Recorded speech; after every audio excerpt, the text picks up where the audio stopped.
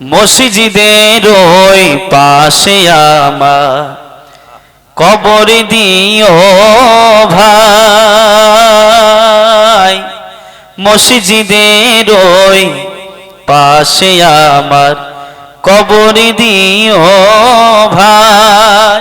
বিদ্রোহী কবি কাজী নজরুল ইসলাম বলছেন, মসজিদের ওই পাশে আমার কবর দিও ভাই, জানগরে হতে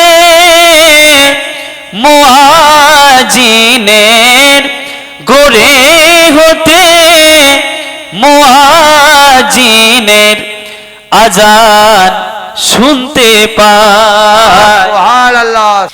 মসজিদের ওই পাশে আমার কবর দিও ভাই, জানগরে হতে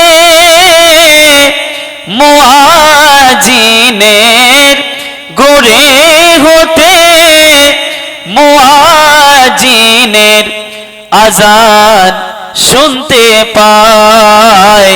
মসজিদের ওই পাশে আমার কবর দিও ভাই।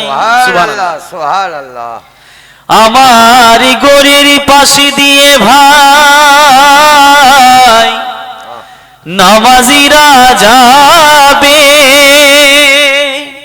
পবিত্র সেই পায়ের ধ্বনি, পবিত্র সেই পায়ের ধ্বনি এ বান্দা শুনতে পাবে।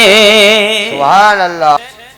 আমার গড়ের পাশে দিয়ে ভাই নামাজিরা যাবে, পবিত্র সেই পায়ের ধ্বনি, পবিত্র সেই পায়ের ধ্বনি এ বান্দা শুনতে পাবে। গড়ে আযাব হতে এই গুনাহগার, গড়ে আযাব হতে এই গুনাহগার পাইবে রেহাই। আল্লাহ এই গুনাহগার পাইবে রেহাই।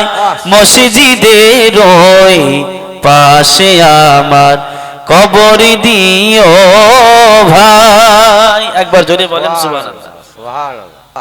কত গরিব মিসকিন রে ভাই মসজিদের ওই আঙিনাতে, আল্লাহর নাম জিকির করে, আল্লাহর নাম জিকির করে লুকিয়ে গভীর রাতে।